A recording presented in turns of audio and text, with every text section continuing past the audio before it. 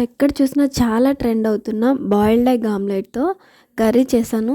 చాలా సూపర్‌గా వచ్చింది. మీరు కూడా ఒకసారి ట్రై చేయండి. మీకు ఆల్రెడీ షార్ట్ వీడియోలో చెప్పాను కదా!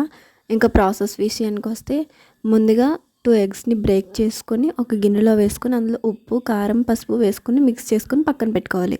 ఇప్పుడు ఒక పాన్ పెట్టుకొని పాన్‌లో ఆయిల్ వేసుకొని ముందుగా మనం బాయిల్ చేసుకున్న ఎగ్‌ని కూడా వేసేసి మనం ముందు మిక్స్ చేసుకున్న ఎగ్‌ని కూడా వేసుకోవాలి పైన. ఇప్పుడు అటు ఇటు మంచిగా రోస్ట్ చేసుకుంటూ కాల్చుకోవాలి.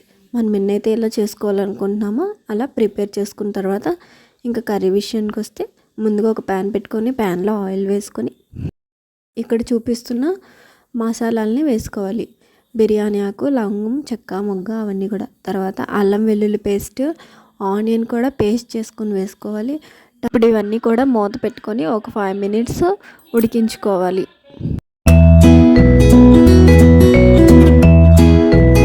ఈ ఆనియన్స్ ఇవన్నీ కూడా మంచిగా మగ్గిపోయాయి. ఇప్పుడు మూత తీసుకొని టమాటా ప్యూరీ కూడా వేసుకొని దీన్ని కూడా మంచిగా మగ్గించుకోవాలి. మూత పెట్టుకొని మగ్గించుకోవాలి. మధ్యలో మూత తీసుకుంటూ కలుపుకుంటూ ఉండాలి. ఎందుకంటే మాడే ఛాన్సెస్ కూడా ఉంటాయి కాబట్టి. సో ఇది మూత పెట్టించుకొని మగ్గించుకోవాలి.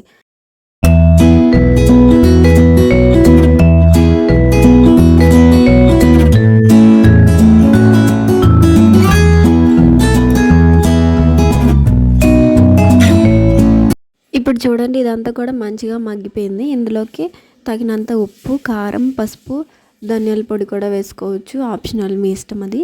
ఇంక ఇదంతా వేసుకొని ఒక 2 మినిట్స్ మంచిగా మిక్స్ చేసుకుంటూ కలుపుకోవాలి. ఇదంతా కలుపుకున్న తర్వాత కొద్దిగా వాటర్ పోసుకోవాలి. ఒక గ్లాసుడు వాటర్ పోసుకొని మూత పెట్టుకోవాలి.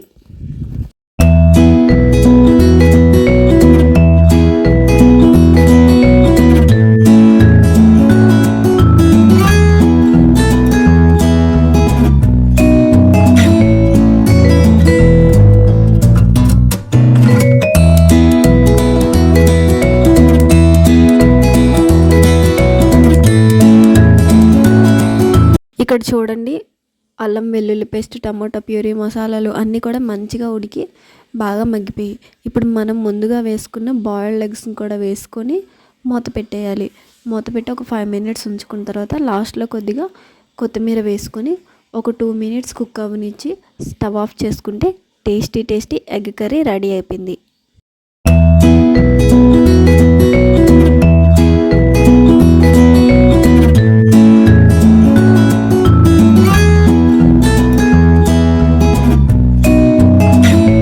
ఇది చూస్తుంటేనే నోరు ఊరిపోతుంది కదా! ఇంకెందుకు ఆలస్యం, వెంటనే మీ ఇంట్లో రెసిపీ ట్రై చేసి మీకు రెసిపీ ఎలా వచ్చిందో కామెంట్ చేయడం మాత్రం మర్చిపోకండి. Bye bye.